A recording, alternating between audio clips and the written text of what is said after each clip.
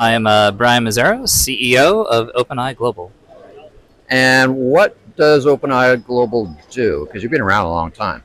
We are, I think it's 24 years now, somewhere around there. I sort of lost count after 20. Why are you asking me? I don't know. I'm asking anyone to help me remember my age. I know I'm over 21. Okay. So there you go. I think that's good.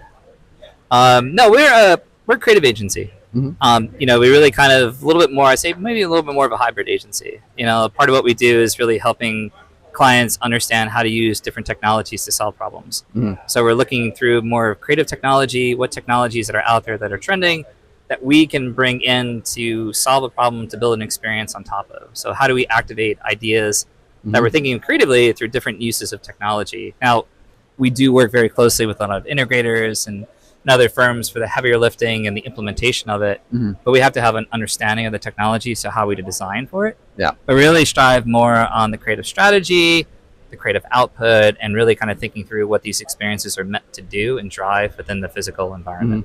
So typically, who owns the client? Is it the integrator or you? It's a bit of a mix. Okay. Sometimes it starts with us, Yeah. and then we go through that process and bring in the integrator when we need their help.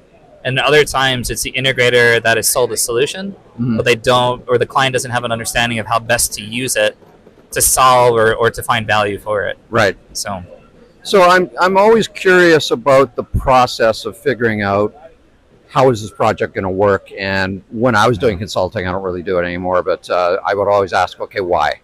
yeah, Why are we here? Why are we doing this? What do you want to see out of it? What's the objective? yeah. Is that kind of part of the whole deliberate process of getting to an idea? It is. I mean, I think as much as sometimes you feel pressured by who's ever bringing you in to come to a quick fix, the reality is if you don't ask the questions, if you don't ask the client, what are your problems? What are you trying to solve for? Even simple things too is, do you have assets to support what it is that you're trying to design for? And without knowing that, the projects would derail. We'll be unable to create something, to design. Expectations will not be met. And that's something where we feel that if we don't follow a process, we're not doing true justice to the investment of the client. And we're not really doing true justice to sort of the value of our time, because we're coming in with that understanding and that expertise to say to them, this is how you can best utilize that investment to solve something. But we have to understand, what are the challenges first? Right. What do we have to work with? And if we don't do that, if we don't even ask, to the point of what is the solution that was sold in, or, what are you thinking? We're never going to hit the mark, and what they end up investing in is never going to be successful. Do you have to push them on budget? Always. Yeah. It's kind of that part where I feel very comfortable in asking the question, and it's really just being upfront and saying, what is that threshold? And, it's tough because I don't think they don't know what they want to spend. And so you have to kind of have them in a starting point. And that's where this goes back to this process where it's, let's at least have a discovery. Let's take a day and talk through what that is. And then that puts it on us to help them define the budget. But it also, at least it gives them a stake to say, okay, we understand why we need to go through that. You're going to help us figure out what that budget can be. And we're going to show them different options. It's not as if it has to be all in this. There's this way, there's that way forward, there's multiple ways forward.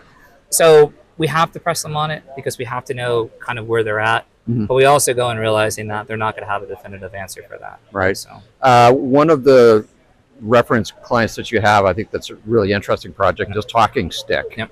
What did you do there? So that's one of those ones where we were brought in with an integrator.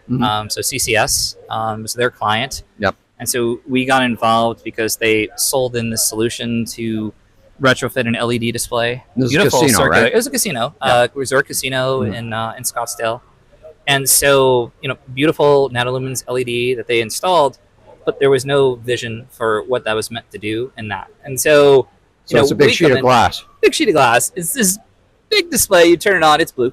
Yeah. And so really for us, it was, what are you trying to achieve? And, when you go through the questions, it was, we want to create this wow factor. We want this ambiance created, but we also want it in a way to where it's not slapstick promotional information right in front of you. It's how do you leverage relationships we have with the Diamondbacks, to Waste Management, all these different events that they sponsor, but put that into this environment to where people coming in will stop there and look at it. It'll be that selfie moment. And that's what they wanted. So like, okay, now we could then have that more environmental, a little bit more experiential, and that's how that creative strategy ended up coming together, just through asking those questions and kind of understanding what they had to play with, the relationships they had, Right.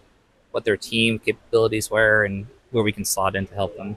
And you have to kind of nurture that relationship and tell them, look, this is your opening budget for creative, but you have to think about Yeah. your 5-year budget on this. Like this, you can't just leave Yeah. what you started Yeah. with on there. You know, that was it was a tough one because they at one point, went on YouTube, and it was we have to have forced perspective content, and so everything had to be forced.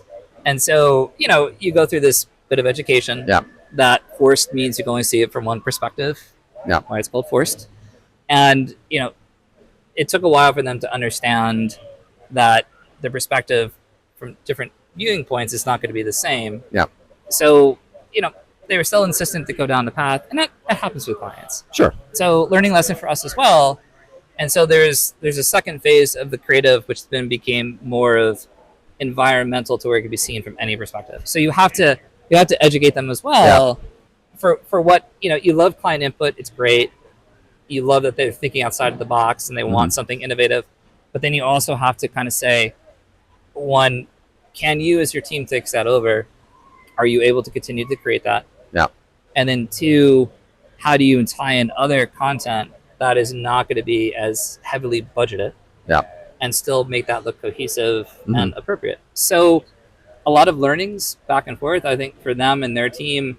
When they took it over, they went down more of the path of less forced perspective, more content that you can see from any angle. What a concept. So I know, right? All right. Thank you. It's-